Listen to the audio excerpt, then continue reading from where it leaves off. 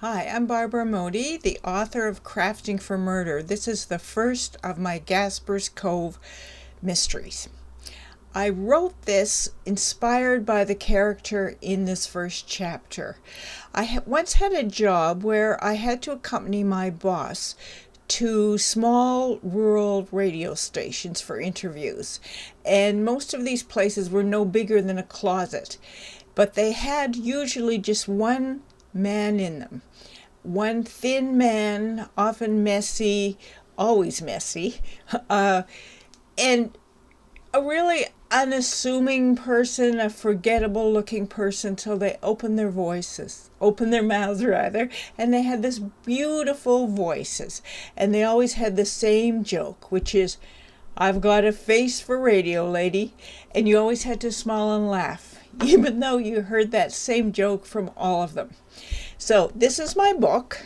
It's from C&T Publishers. It's available wherever you buy books. But this is chapter 1. Jerry Richards, CKGC, Gasper's Cove Radio's voice of the waves, spoke into the mic, but his eyes were on me. "Valerie Rankin, are you saying you tricked the province into believing in a business that doesn't exist, selling merchandise you don't really have?" He sat back and waited. The roots of my hair prickled, hot under the tight leatherette headset. The tiny wood-paneled room closed in on me. It smelled of Old Spice and burnt coffee. The last time I'd been in a radio station, I was working as a night cleaner at the Canadian Broadcasting Corporation's offices in Halifax, Nova Scotia's capital. When my neighbor said he could set me up an interview because the announcer owned him rent, he didn't tell me it was going to be this hard. "Jerry, it's not the way it sounds. The Department of Tourism wanted businesses owned by women for the Out and About guide. I went online and applied. Wasn't expecting to hear back, to be honest." Had this man never had nothing to lose? Never done anything on impulse? "You told them about a grand opening of some kind of crafters co-op, am I right?" Jerry was awfully smug for a man in a one-room radio station above the credit union on Front Street, in an office chair missing one wheel, duct tape holding it all together. "Look, this is rural Nova Scotia," I said. "All I want is to get crafts out of people's houses and into a central location." How hard could it be? Besides, if I couldn't get something organized here soon, it would be back to the city and the dead-end jobs I'd done most of my working life. I couldn't let that happen. "Everyone in Gasper's Cove makes something," I said. "It's all there is to do now the fishery's slowed down. We knit, crochet, carve, sew, make pots and jewelry." I looked up at the foam egg carton stapled to the ceiling. I was sure Jerry had done that himself. Jerry leaned towards me. His pilled fleece vest zipped and straining over a worn polycotton shirt. As a garment sewer, I knew this was a tough body to dress well. Jerry wasn't even trying. "Where's this co-op of yours, this consignment shop thing, located?" "It's not exactly located yet, Jerry. We're in the process of setting it up on the second floor of our store. You know, Rankin General, down the street." "Not ready?" Jerry let his rich baritone linger, letting the folks at home appreciate the gravity of my situation. "The space will be ready, no problem," I said. "We just got to clean it up a little bit, start collecting crafts." "How do you propose to do that?" Jerry asked. "I've told my sewing students to spread the word," I said, catching Jerry's smirk at the mention of what, to him, was a mundane female activity. "We've put notices around town, and I thought anyone listening could contact me. The next part I'd rehearsed.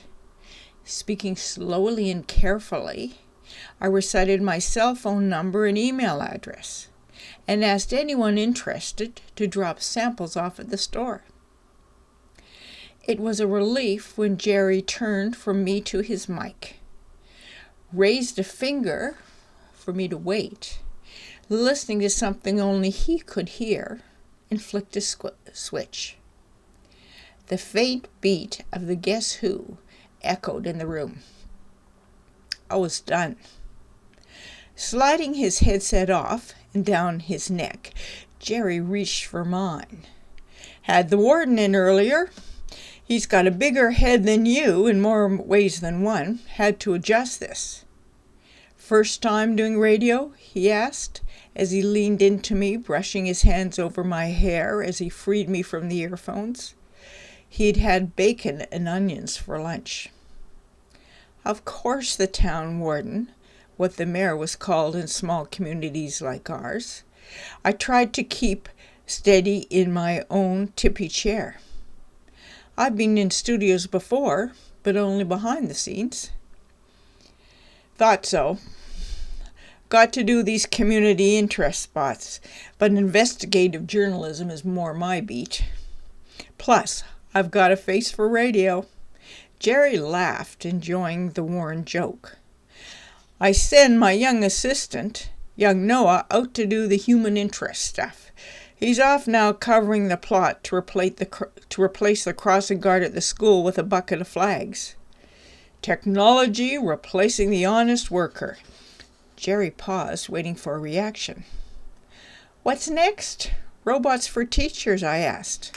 A weak attempt at humor. Jerry stared at me in silence, which was his job, not mine. Whatever. I handle the big stories. Jerry looked pleased with himself as he walked his chair over closer to mine. We'll air this in the next day or two. Why don't I have you in every week over the next month to build momentum? With my help, you might pull this off. The announcer reached out a moist hand to squeeze my wrist and held on. We been like ships passing in the night, Val. You left for the city when I moved here. Now you're back, maybe we should go out for a beer, make up for lost time. He leaned in. Talk business. I'd rather replace a zipper in a pair of jeans, I thought. Sure, maybe, when I'm not so busy, I said, extracting my arm from Jerry's grip, my watch catching on the heavy links of the gold-plated bracelet on his wrist.